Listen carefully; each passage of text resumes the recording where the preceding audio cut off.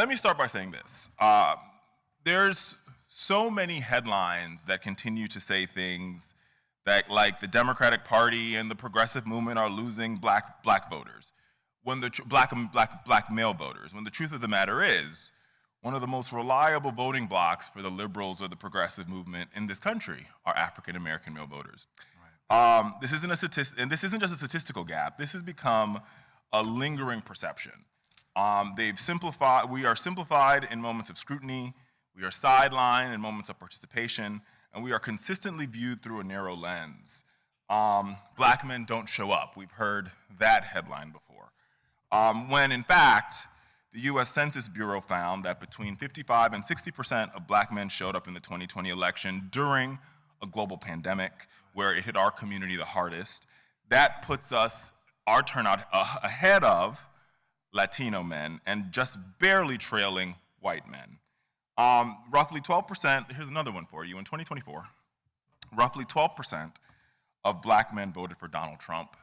But what the news media reported, and I'll tell you who I am in a second and tell you why this conversation is so important, what the news media reported was this, every other day you heard this headline of black men moving to Donald Trump in record numbers, when we were talking about maybe a 3 to 4% increase. My name is Richard Fowler. I am one of the liberal voices, or the progressive voice at the Fox News Channel. I've been there for almost, September will make a decade. Beyond that, I am a media strategist and somebody who spent a lot of time understanding how both African American but also working people show up every day in their lives, whether it's in West Virginia, whether it's in Detroit, whether it's in Chicago. And this is one of those issues that has really bothered me, but it's also an issue I think that in conferences like this, it's worth exploring, is how do we as a movement better center the lived experience of one of our most loyal voting blocs that I happen to be a part of, right? And we have to do more than just issue a one-page policy paper, or as my co-host called it, some bullets of how you plan to reach African American men, and we really have to center the actual lived experience of African American men if they are indeed one of the most loyal voting blocs to our movement. And let me narrow down on why this matters now more than ever. The CDC found that black men have one of the lowest life expectancies in the United States. Right. We also have double the unemployment rate of the national average. Right. Yet there isn't an emergency memo coming out from the Democratic Party or from the Minority Leader's office in the House or the Senate, or from how we deal with an issue affecting some of our most loyal voters in the country.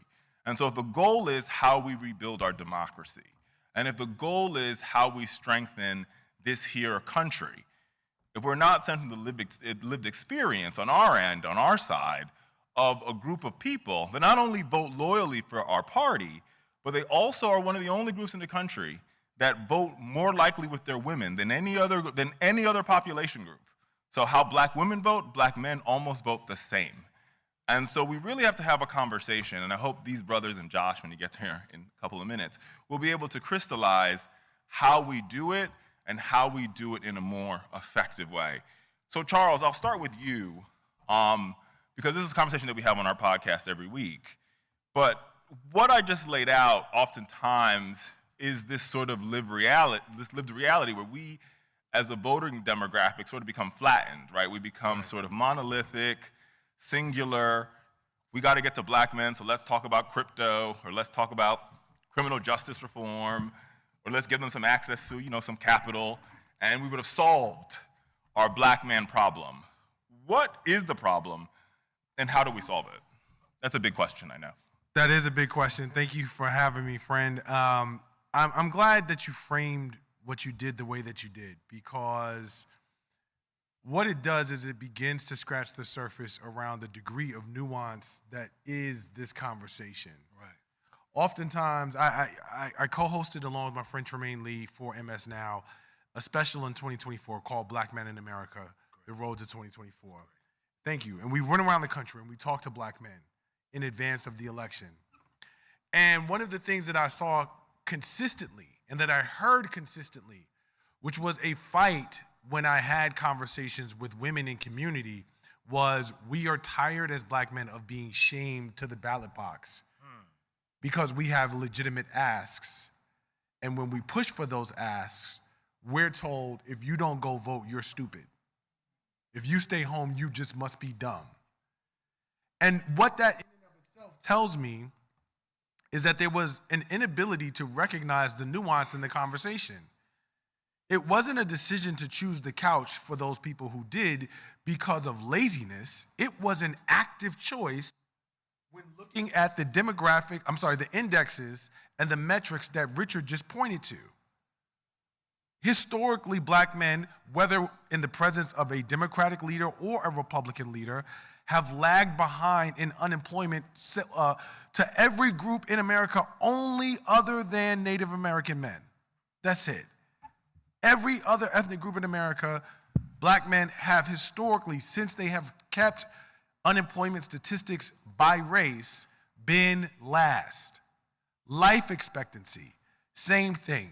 Economic access, academic access. Choose the index that you want, and you will continuously find that black men have seen themselves dead last or close to it. And so, in having conversations with them, it's not about a laziness or even an apathy. It is a realization that if I'm to be last under blue as I was last under red, it is very difficult to sell me a vision of what it is to be less last. Word. These are the very difficult conversations that we don't always want to have. And so in order to avoid what that is, in order to maintain the veneer of what it is to vote blue no matter who, whatever it is that folks like to sort of throw out as the catchy idiom of the moment, we get away from these things and we go to the shame tactic.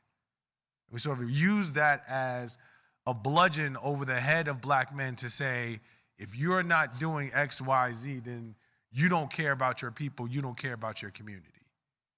And so I think that to answer your question, Richard, a lot of it is understanding the framing of it. And it is also, this is critically important. I wrote a piece after my special and before the election in 2024, and I caught hell for it in the New York Times. It was called "Black Men Are Still Waiting for a Democratic Party That Delivers for Them." And I can't tell you the number of black men who reached out to me and appreciated the fact that I said that. And there were so many black men who said, you know, I don't understand what the difficulty is, to your point, Richard, of this party that has already gotten our allegiance, that has already gotten our support. Why are they so gun shy just to say my name? Come on. They can name every other group that they want in terms of deliverables, policy, specificity, the need to center. But when it comes to us, it has to be forced. It literally has to be a threat that we might, to your point, Richard, go over to the other side in record number before it's like, oh, we need to talk about weed or crypto or criminal justice to sort of slow this trend. And I think that to end, if you want that continued level of support, if you want that continued level of engagement, then there has to be a real effort, not a rising tide lifts all boats effort, a real effort to incorporate black men into this conversation. I think that's right when you talk about a real effort, right? And this idea that, you know, Reverend Hayes, oftentimes when we are addressed, it's like, oh, there's a room of black men, so let's pull out our talking point one-sheeter on criminal justice reform. The new thing is like, ooh, let's figure out how we're going to talk about masculinity in today's vernacular, right? Or let's figure out how we're going to talk about crypto. Maybe they like some crypto. But from your perspective, you pastored a church for probably longer than I've been alive. I know I still look young. But how do we, or how can we be, especially at a conference like Netroots, be informative to folks who are building movements, who are on the ground in centering our lived experience, especially in a moment where for many of the races that we're thinking about in this midterm election, it's going to require that we not only have a voter intensity of not 3, but a voter intensity of 5. Hell, we probably have the voter intensity of 6 on a scale of 1 to 5 in order for the Democratic Party to have the results that they want, possibly taking the House, possibly taking the Senate. First, let me say thank you to both of you for being in spaces where you are decidedly the minority and yet standing 10 toes down for us. I think you need to be applauded for that, because in too many instances, we get into these spaces and we either get amnesia or it's a space where good voices go to die. So I want to thank you very much for what you are doing. I want to piggyback basically on what Charles was saying in response to that, and that is that there is an ugly history in this country of defining black men in order to confine black men. There's an ugly history in this country where black men are vilified or invisibilized or criminalized. And so when you put all of those things together, when it comes to addressing the needs of black men, unfortunately, those who are supposed to be our allies are still caught up in the negative way that black men are seen and portrayed. And so one of the sad things that broke my heart in 24, because I was doing, like you, trying to do a tour, especially with black men in faith communities, because I was hearing a lot of stuff that I didn't feel. And so I'm doing this tour. I get to Milwaukee, and former President Obama has just made his statement to some black men that they are not supporting the Democratic nominee at that time in the same numbers that they supported him. And so he was, of course, advocating for our girl to, have that energetic support. And I had, the next day, a conversation in Milwaukee. And one of the first things brother says to me is, and you'll appreciate this, Charles, he says, well, I'm just sick and tired of the Democrats talking down to us. And when he said that, I'm taken aback. I'm trying on the one hand to defend the former president while advocating for Kamala Harris, but I've got to hear him out, because I was falling into the same trap that those who try to reach out to black men have fallen into, and that is not recognizing, the nuances in our community, and recognizing that black men not only think, but black men discern, black men feel, black men have a voice that has not been heard. And so given all of those dynamics, I think that if we're serious about engaging black men, brothers got to be heard. Right. And they've got to be heard, here it is, through the different voices they bring to this, because we don't all bring the same voice. I saw this stat last week that 57% of black men have made it into the middle class. Well, if that's true, then you're going to come at us with criminal justice reform. I'm in the middle class. That's not going to hit me. And so I think that there has to be a respect for us that comes from listening to us. And so what you were doing, what I was trying to do in terms of going around the country, listening to black men, what is it that we want to create as an agenda? That's the only way that we're going to, on the one hand, speak truth to power, but also speak a truth that empowers. And that is we've got to listen. We've got to hear. And when we listen and hear and then respond accordingly, in the black church, the announcements conclude. They say, govern yourselves accordingly. We got to govern ourselves according to what black men are saying. Because the bottom line is, Charles said this, and it's powerful, black men at the bottom of every positive statistic, at the top of every negative statistic, and yet like Tupac's rose out of concrete, we keep busting out of the concrete of negativity created by structures and systems. And I think that's what I want to hang out before I quit.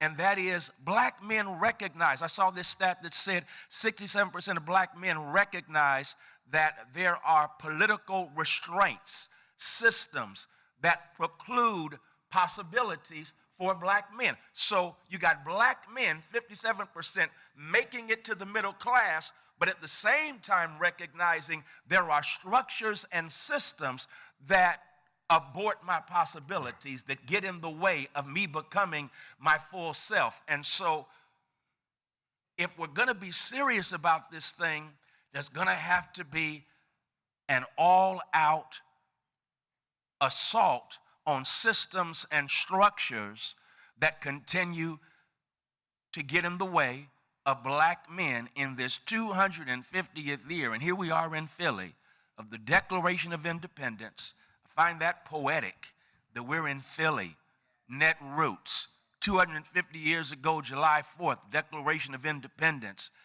And maybe we need to be putting forth, especially as progressives, we got to redo this thing. My mentor is Jeremiah Wright Jr., that one. And Jeremiah Wright has this illustration that I think we should look at if we're serious. And that is, he says, if you bake a cake, pull the cake out of the oven, and the cake, oh my God, I forgot the sugar in the recipe. Do you, pour sugar on top of the cake? No. You got to rebake the cake. That's right. In this 250th year, that's right, black men have been excluded from the American cake of possibilities. We can't pour black men on top of this cake. We got to rebake it. I know my co-panelists. Amen, Reverend. I know my co-panelist, this guy here. I want him to settle in, but I do want to piggyback on that last point. We're here at Netroots, and I think one of the prevailing themes is the preservation of democracy, the reestablishment of democracy. I submit that that is to put the cart before the horse for a number of people who are here. Before we can have this conversation about preserving America's democracy, you have to be clear about what is it that you are actually preserving. Come on, man. And what value does it have to the people who you want to put into labor in order to preserve that even more. Right. There is a great debt that American democracy owes to a number of people, chiefly among them black and indigenous people in this country. That's it. And yet and still, we are the ones who are set to be upon the front lines when it comes to the fight around saving it and preserving it. We cannot, nor should we assume that all of us are on the same page about the worthiness of American democracy in its current form and being saved. And so I challenge each and every one of us to reconcile with that idea before we sort of push the notion or the concept of what it is to protect American democracy, and ask the people who American democracy has never protected to do the work. We need to really wrestle and reconcile with where we stand on that very important moral question, because I don't want us to zoom past the plot and leave us with a cake that's missing sugar. Yeah. Clap for that. And speaking about that cake missing sugar, and welcome Josh to the stage. Hey. Oftentimes when we talk about some of the lingering perceptions in said cake, I'll keep this analogy going, you see data saying one thing, but society and community operating another way. And if I could throw another statistic out there that I think speaks to this in such a clear way is, oftentimes you hear the statistic that how black men show up in community, which is oftentimes how we show up in the democracy, how we perceive to show up in the democracy, is we're not good fathers, or we're absentee fathers.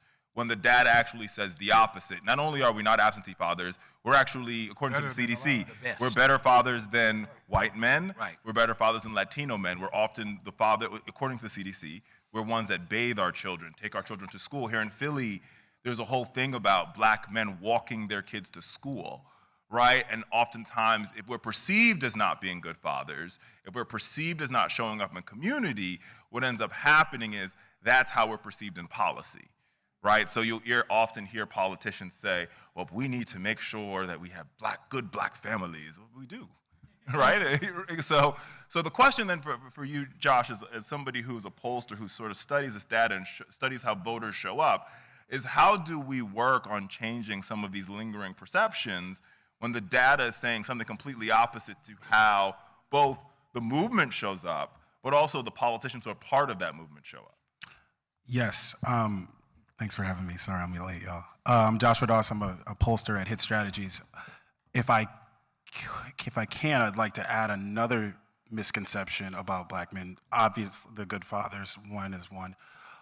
Black men are the most progressive men in America. The data bear it out. It's not even particularly close. And when we talk about, even among ourselves, we'd be like, we just a little, how black men are, we just a little homophobic, oh, how black men are, yeah, we not with that X, Y, and Z. The data show black men are more progressive on issue by issue than their racial counterparts across the board, and are the most supportive of the Democratic Party. So when you hear the parties talking about putting the failures, an electoral failure like Donald Trump on their backs, it's eerie because there's no group of people, no group of men in America that support the Democratic Party more. To answer your question, how can we change the perception? I think truly, I'm biased, I'm a researcher, but the first step is having sound research. We don't have a lot of institutions that are particularly interested in researching black men at a statistically representative manner, but also more importantly, segmenting black folks by way of psychographics and not demographics, right? So you see so many black people will live in this area and so many will be here or there, this age or that, level of education, but we kind of group ourselves in similar, dissimilar buckets based off of our life experiences, and we're as non-monolithic as any other group by way of our ideologies, right? But if we aren't spending time, money, and effort in researching those segments and understanding how they are different but can come together to make a collective effort, then we can't be represented in media that way. We can't be represented in how we talk about policy that way, right? So even maybe some of the good actors in media that want to show where we are segmented but also to come together to be effective for whatever political movement, they can't really do so because they don't have the media. So I guess my short answer is we have to invest in good research that can show just the vast nature of black participation in politics and such. Thank you for that.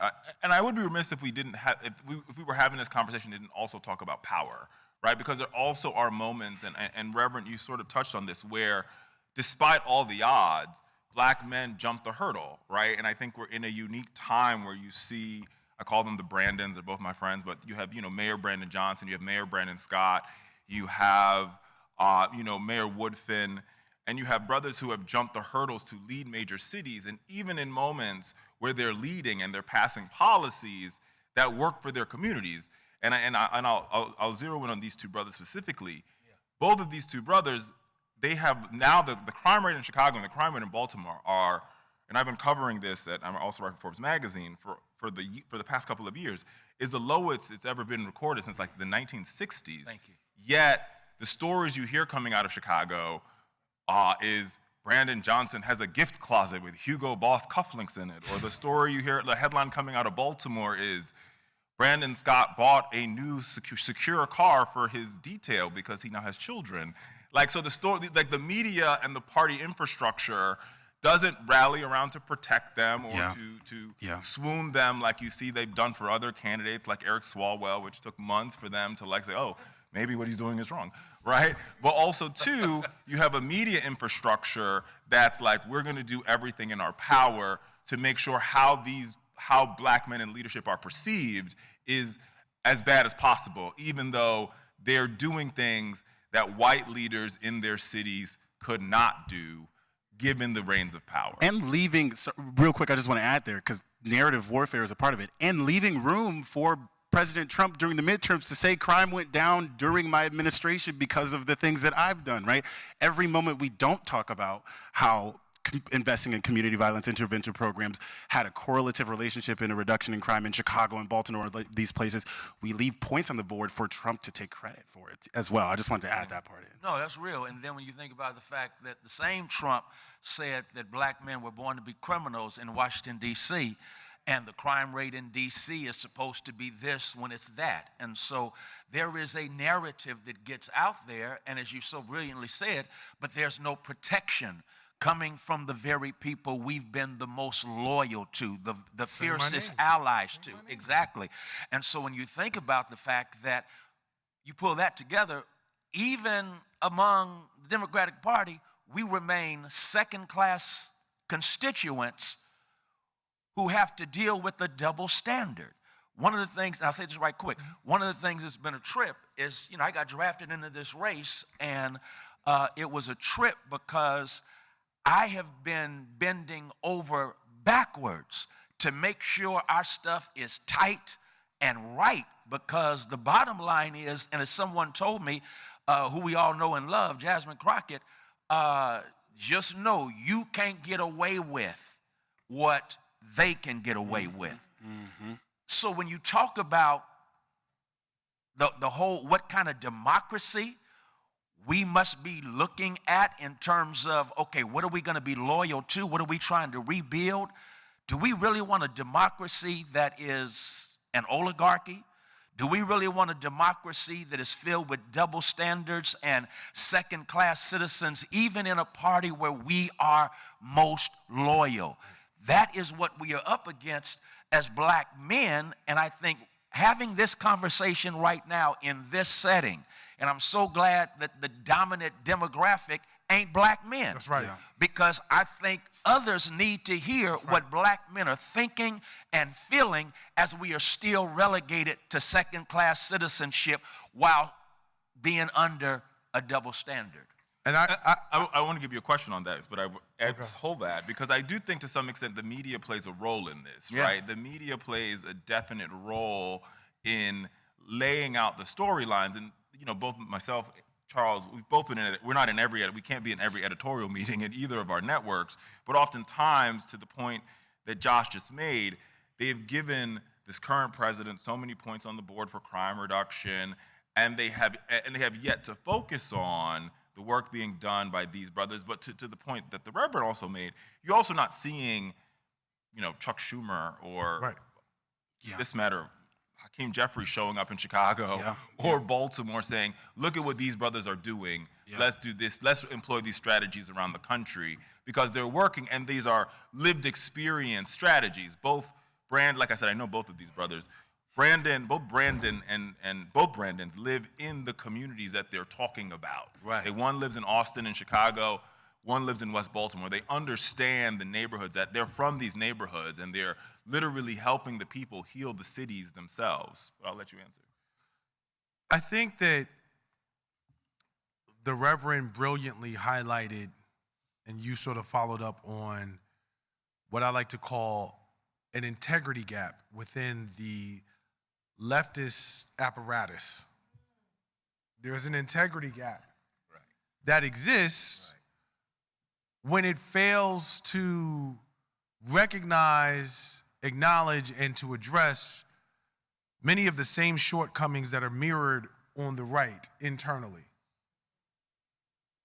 Black men see that integrity gap. They feel it. They feel that second-class citizenry that the Reverend just described. And the piece that makes it, if you've ever argued with a man or got into a discussion that was heated, we have a reputation, if you will, stereotypically, for approaching things from a very logical place. 1 + 1 makes 2. That's almost too logical sometimes. Almost too logical sometimes, right? And the inability to acknowledge the integrity gap, the inability to acknowledge the lack of consistency immediately destroys the credibility of the apparatus in the minds of black men. Because now I cannot trust you because I feel like you are disingenuous. Because you're not even willing to say, we know we have a problem here and we really need to address it. You want to come to a barbershop and sit with Charlemagne. Respectfully. Right. Yeah. Right. And what I mean by that is, we see that you can go on Crooked, you can go on Call Her Daddy, you can go on all of these various platforms to speak to various audiences in order to micro-target them at the place of their interests and what is most valuable to them. But when it comes to us, you feel like I could talk to Joe Buttons and I'm good. Wow. And that is a problem Yeah. because we can see it. Yeah.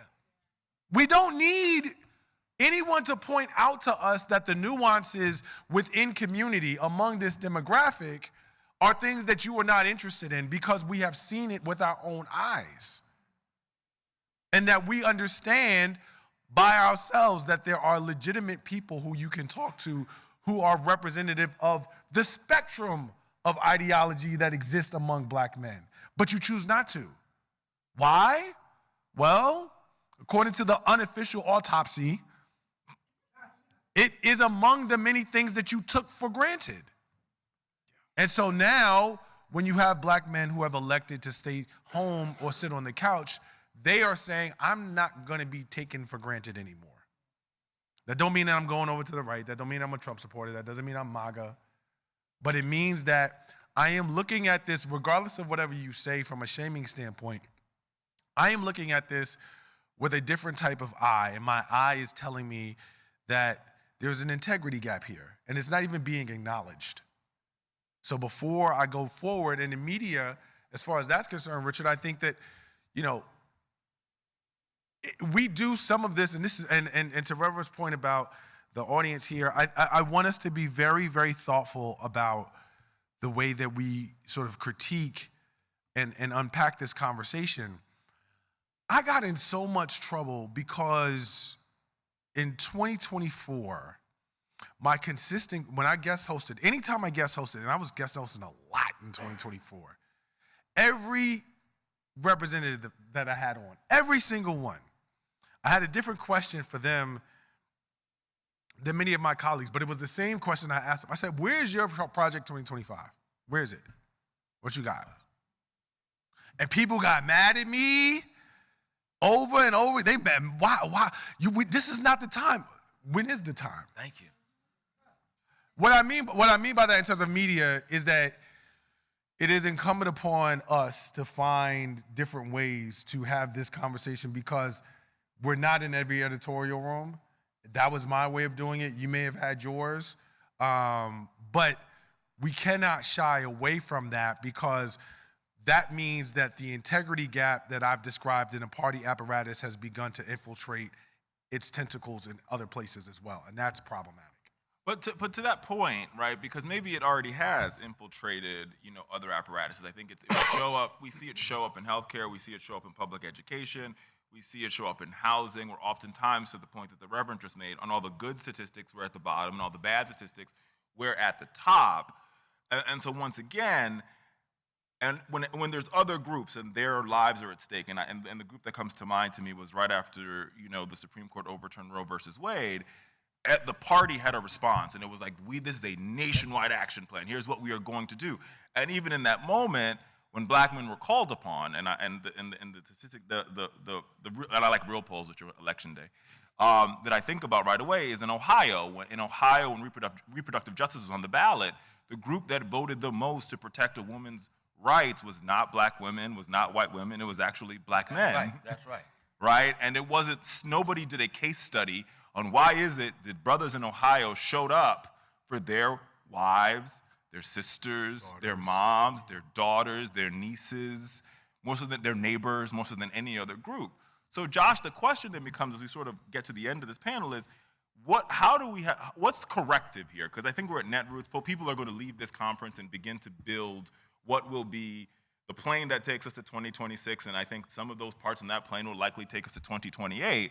So what is prescriptive that can be done to center the lived experiences of black men, not after Labor Day, which is usually what happens. It's like, oh, it's Labor Day, it's after Labor Day, we gotta go find some brothers to vote or we're gonna be in trouble. So like, how do we do this 365 thing so that it's not a Labor Day sprint and more so we have a marathon and we have a long-term relationship with one of our most, like you said, one of our most loyal voting blocs in the progressive movement and the most progressive man in America? Yeah, a lot. A whole lot of stuff. I was hoping you wouldn't say it just like that. You know, when we wanted them to vote, we found them. Like, we find them every time. Think about Georgia. Yeah, I was doing focus groups in Georgia before the most recent election. They're like, man, I can't open my phone and not get another alert about where my polling place is, or, you know, an election is coming up. And the party invested money in finding them when we wanted them to do stuff. But there have been things at the state level and at the federal level that we've actually consistently provided for the black community and for other communities. And we don't do nearly as good of a job connecting them to the things that we have already won on. Like, we don't win our wins ever, right? And so as a communications, I think that like implementation should be a part of the communication strategy, not just passing this bill, not just appropriating these funds. How then do we connect our community to these funds to make sure they know that they're available? Why is that so important? Because when I sit in focus groups all the time, they will tell me about so-and-so ain't getting nothing done. Oh, Warnock didn't do this and that person didn't do that. And I'm sitting in the green room. I'm like, yes, they did. We have the moderators bring things up. They don't know about that. They don't know about this. They don't know about that, right? And that's a part of the strategy. You brought up Project 2025, and they said it wasn't the time. Republicans didn't have the House or the White House when they drafted Project 2025. You know what I'm saying? But they were thinking about implementation. They were like, when we get it, how are we going to do it? Sitting in focus groups with black voters, you hear even you know, we have folks that are far off on disengagement and disillusionment. But the ones that aren't as far off, they actually speak with a lot of reverence for the Democratic Party. They think that Democrats want to get things done for them. They just don't think that they know how or that they can, right? It's not even so much of like, I know you want to pass that paid family medical leave bill. I know that you want to provide health care, low-cost health care. I know you want to fight back against Donald Trump. I just don't think that you have the skill sets to do it. This is truly one of the reasons why one of the things we've been testing out in our messages is just putting at the very end, you know, we want to do this economically, that economically, blah, blah, blah, blah, blah. It's just good economics. It's just smart economics. Because sometimes they're just like, I just don't think that they know how to do the things that they say they want to do. And so I'm saying all this to say, you know, I want us to talk more about how we can change our media approach, speaking about black men as a whole. I want us to talk about how we can hack algorithms, right, and get young, disengaged black men to re-engage, all that stuff. But ultimately, I want us to like win our wins a lot more. And I think that could do a lot of good, especially at the state and the local level. Thanks for that answer, because I think for me it brings up a story. I won't say who, but both my parents are immigrants, and I'm sitting on this stage, and I've been blessed to be in some very powerful rooms, Reverend. And I was in a powerful room in that this was the 2022 election, and I won't say who said this to me, but we were in this room, and I was the only black man in the said room, with a whole bunch of other folks figuring out what we were going to talk about, how we were going to plan out the election. And I was like, so I raised my hand, and I was like, so what's the strategy for reaching out to African-American men? And the person responded to me. They did not. They were less melanated. I'm going to guess who it was when you get done. And they were like, well, you know, we're going to be very aggressive about educating them on student loan debt. And I said, and so I responded, because I'm a storyteller. And I said, so how about the black man who's the assistant manager at CVS with 3 kids who didn't go to college? Thank you. And their response is, well, we still think that they'll be moved by how we've been aggressive on student loan debt. And I said, well, I know that brother, he's my cousin, and he will not be moved on how y'all feel about student loan debt. But once again, I think oftentimes, Reverend, we are not called upon to be at the head of these tables. We are oftentimes not the one called upon to lead these action funds. We're not the ones called upon to run some of these large communication apparatuses, even though maybe we should be, since we're one of the most progressive, as Josh said, one of the most progressive men in America. But how do we be instructive on informing folks about the issues that we do care about and the issues that do keep us up at night? Because, one, they're not just student loan debt, and it's not criminal justice reform, crypto, and maybe legalizing weed, which seems to be their favorite pastimes when they talk about us. Right.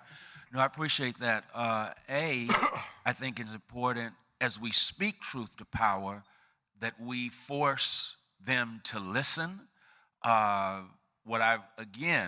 What Charles said was so important that I don't want us to run by, and Joshua alluded to it as well, in terms of focus groups, in terms of listening sessions. One of the things that I'm trying to do during this campaign is just have a series of listening sessions where I am listening to what the brothers are saying.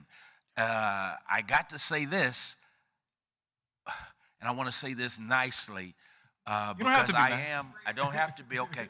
So I'm a preacher and faith leader, all of that. One of the things we did last year that I was scared to do, but it blessed me tremendously, is I want to have a session where the brothers preach to the preacher. And I want you to come out and share with me what message you have for me, what message you have for the church, what message you have for the community. What are the needs that we need to be addressing if we are going to be an effective ministry, both in the church and in the community? And it was amazing. Number one, it was almost like Easter to see the brothers come out in response to get an opportunity to actually, be heard. And so when they came out and shared what the brothers feel are needs, it's nothing that ever makes a Democratic plank in the platform. Yep. Democratic or Republican. And so, as Joshua said, here we are, the most progressive, and yet no one has heard what it is we actually need. And so I like the concept of us basically saying, okay, well, let's do our own project, whatever that number project needs to be, because as we, organize power, that's the only way that power actually responds. So now we put the mirror up to ourselves and say, okay, what do we need to do in order to organize power, galvanize power? I'm really excited about this. I got to share it. Please don't judge me. But one of the things that we're doing, and we started this before the Supreme Court decision, and that is last year we said, you know what?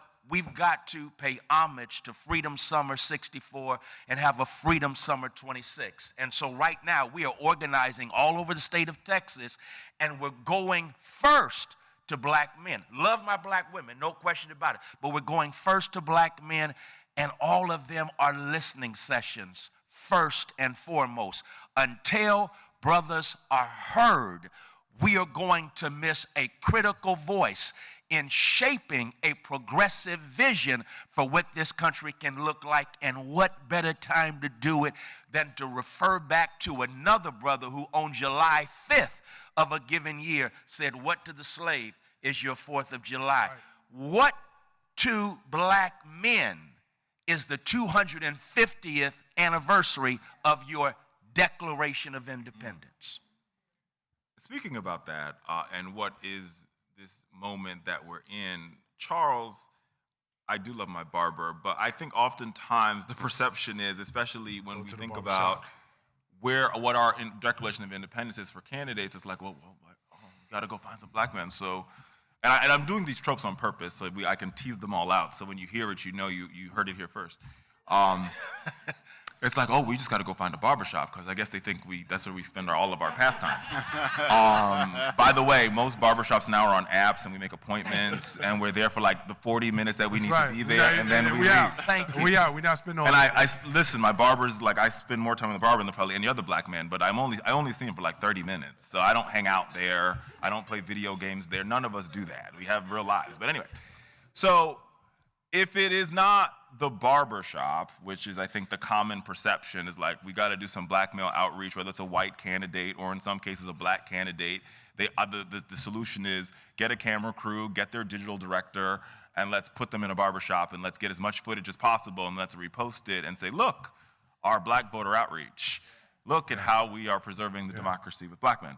So the question then becomes is how, if we're being prescriptive, how do we do a 365 campaign? How do we have this conversation about the democracy that does not flatten? Because I think for the past 250 years, we have been, and I think we've been flattened as a person, right? Like we've been flattened to be, they're at the barber shop, they care about, like I said, all the things. So how do we make us 3D dimensional characters? Because we are indeed 3D. Right. That's a fantastic question. And the word is humanity. I'm going to come back to that for a quick second because I want really quickly to tie a point that I had made earlier along with a point with what the Reverend sort of talked about a few times this afternoon. It's really, really important to understand that none of us, with respect to Richard's question, are going to unflatten the conversation about black men without a combined effort from all of us. That's it. It's really important to understand that because many of you all are not black men, which means that many of you all have access to spaces that we probably don't. When you are in those spaces, when you are in those chat rooms, when you see those comments that lean into particular narratives around black men, our political leanings, our ideologies, the notion that if we stay home, we're stupid or everyone wants to be MAGA, and you do not disrupt those narratives in private space, you do us harm. Because we don't even have the opportunity to speak for ourselves in those spaces because we don't have access to them. So recognizing that and using that privilege of access to those spaces and conversations is a critical part of what it is to show up for black men. It's also important to understand, to Reverend's point, guess what? When you do create these spaces for black men, you are going to hear things that are rooted in feelings of discrimination, of bigotry, of racism, and of the lived reality and experience of black American men in this country and our history, which continues to be prevalent in our present. It is a very, very, very hard sell for you to look those men in the face and tell them to go vote and support a person who cannot be honest about the mere existence of racism in America. Say that. Say that. It is a slap in the face to exist in that world, be transparent, vulnerable, and honest about its impact and pain, and then be urged to support a person who cannot even acknowledge that plainly when it is your lived reality each and every day. To see you hem and haw and say and dance around the question, regardless of whatever the political motivations, if I'm not worth that level of acknowledgement, then you are not worth my support. That is the feeling. And it goes back to your question, Richard, to humanity. Recognize and realize that there are black dad groups, there are black men wine groups, there are black men book clubs, like all sorts of things. I know a group of black men who are birders, like they're bird watchers. That's what they do. Until you are able to see the humanity of black men, you will limit yourself to like, I gotta catch him dribbling. Then I got him, right? But until you're able to see the real diversity among and the completeness and the fullness of our humanity, and for those of you who know black men intimately as partners, as parents, as children and have experienced the humanity of a black man, you have an obligation in this moment to sort of like remind folks of that. That is what will be the key to the type of unflattening you mentioned. And Josh, because I think Charles made such a good point around what the lived humanity is, right? Because he's right. As a black man, no matter how much money you have, I'm on television and still I walk through the mall and a woman will grab her purse, right? Like, or we'll be in an elevator and the white guy will be like, is he gonna fight me? And I'm like, no. Right? So those are still realities. With that being said, the data also shows that we are trendsetters. So if you can move us, you can also move Latino men. You could also move black women. You could also move other groups. So when we think about how we communicate with us as a voting demographic, understanding and tying this to sort of the fact we're celebrating 250 years in the United States, and when you travel abroad and you say America, like they don't say like, oh wow, George Washington's such a great fellow. They say like Will Smith, Michael Jordan, Michael Jackson, right? Black men, right? Because we are trendsetters. We are trendsetters that set part of American culture. So how do we marry our humanity, which is bittersweet, with the fact that statistically we set trends on what American culture is and what it continues to be? Yeah, I think one of the areas, because we're never going to get from the white or white adjacent media our respect on how we've set the trends on not just like how they see how other people see America, but how they speak, how folks dress. I mean, you'll even see black kids in the UK in surveys to be like, oh, black Americans don't have any culture, while they're dressed like like a rapper from Queens. Like they got Tim's on and an Iverson jersey talking about black Americans don't have any culture. It's nuts. And I don't know if we're gonna get that from the white media. But one larger thing, and I want to touch on this, Charles, because I think you were going there as well, is like to not flatten us. It is going to be imperative for us to talk about how black men, particularly younger black men and younger black women, have been a part of this social deinstitutionalization. Like there were institutions that used to socialize young people in general into adulthood, churches and all these other areas. And as America started going through this massive upward transfer of wealth, we left the idea of socializing young people into the labor market behind completely. And young white boys who we're talking about now, how we're so afraid that they're going through the manosphere. That's right. The reason that they are acting out is because they're going through the same economic precarity that black children have been going through for decades. That's right. And so as we're approaching this conversation about the general manosphere and about how to move young men generally out of the woes that we're seeing them go into, we have to be careful to not we have to actually start addressing how we haven't done this thing for young black boys for 20 and 30 years, for 40, 50, 60 years. We're going to have to address that, because when we don't, resentment gets built up. Like young black men see that we're now addressing the needs of young white men because they're facing what we've been facing for such a long time.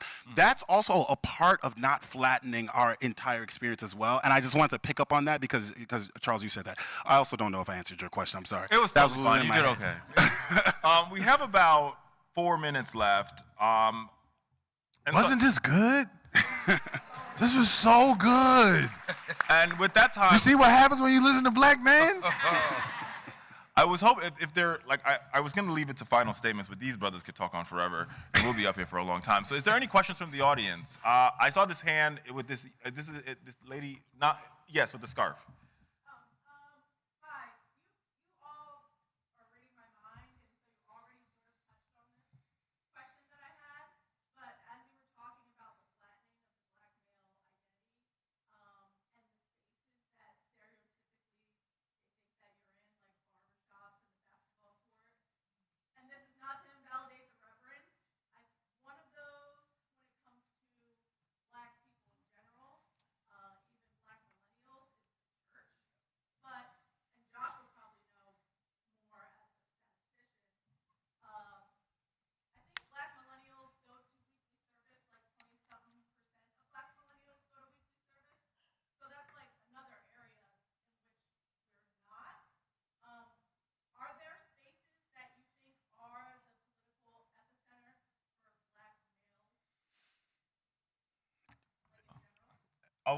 That's a jump ball.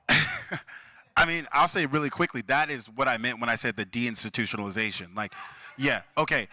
Yeah, I mean, you know, whether we like it or not, those spaces are popping up online. Right now, young black, and this is sad, young black men spend more time indoors than people who are incarcerated in America, right? And the majority of, and the majority of that time is spent on their phones. And so I would love for folks outside of my realm to talk about how we can get them completely off their phones, but the work that I'm doing right now is making sure where they're landing on their phones, they can land places in communities that aren't riddled with like vitriol and hatred towards women for their economic conditions, because we know that economic condition came from a failing of a generation of men before them. I would add, I mean, I think they're at their labor halls. I think we're looking at it, we're in a moment where we're seeing labor unions under attack, and I think that coincides with the fact that labor membership looks a lot more like the people up here than it did 4, 5, or 6 decades ago when it was white male labor unions. If you look at the CWA, which is now run by a brother, you look at AFSCME, now run by a brother, you look at the APWU, now run by a brother, and there's a reason for AFG, now run by a brother. There's a reason for that. They elected what the presidents of those organizations look like their membership. Right. And so if you're going to their labor halls and you're having a conversation with them, and just don't walk in there and say, let's raise the minimum wage. Walk in there and have a conversation about childcare, because these brothers are bearing the weight of, I've got to send my little daughter or my little son to daycare every day, and it's the cost of a mortgage. So it's about broadening not only the aperture of where they are, but also broadening the aperture of a conversation. Don't think this is a conversation that's just limited to women, right? We could also have a conversation about healthcare. We know the cost of healthcare. We also know that when we go to the hospital, it's not just that we can't afford healthcare, but it's also, we know we're second-class citizens when you walk into a hospital. Right? Like, my mom is a nurse, and they talk about the African American panic. Like, that's what the ER, that's how the ER talks about us when we're there. Like, so if we're complaining for pain, they're like, oh, he's just having African American panic, right? Which is like, and I'm so serious. So we have to be able to have these 360 conversations, because the issues that are affecting everybody else in society, to Josh's point, is also affecting us. And oftentimes, we're the canary in the coal mine. It was affecting us before it was affecting everybody else. That's right. Anybody? I'll just add that we are not confined to where we were, and we're not limited where we are. We are as diverse as the United States of America. And so there is no one area, and for me that's good, because it means that you have to really study, if you're serious about our support, and recognize the diversity and beauty and diversity of our community, but especially the community of brothers. I'll say this, and I promise you I'm done, and that is that no, we're not where we were in terms of those institutions, but at the same time, don't overlook the fact that some of us are still in those institutions. Right. So the fraternities are still a place where black men are. We still have black men in church. We still have black men who hoop and all of that, but that's not all that we do, and I'm glad about it. We don't have much time for it. I have 60 seconds left before they kick me out this room. In that 60 seconds, first of all, I want to thank all of y'all for being here. Right. I want to thank Reverend Freddie Hayes, almost Congressman Freddie Hayes. We look forward to welcoming him to Washington. I want to thank my co-host and good friend. You should catch our podcast, The Brothers Briefing, Charles Coleman Jr. And I want to thank pollster, strategist, social media influencer, the youngest person on the panel, sadly it's not me, Josh Doss. And on behalf of myself, Richard Fowler, I want to thank you for being here for this conversation. Hopefully you learned something, and hopefully you take it back to your organization. And when you hear them talk about us in one of the tropes, of the many tropes that I mentioned, stand on the table and tell them that they're fucking wrong. Thank you. Thank you guys for being here.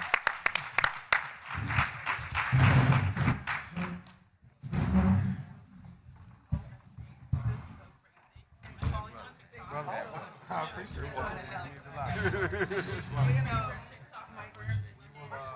Undoubtedly, our paths will cross again, but please, if there's anything that I may do in my space, media, Just reach out. Do not be afraid. I'll give you my number. Do not be afraid to reach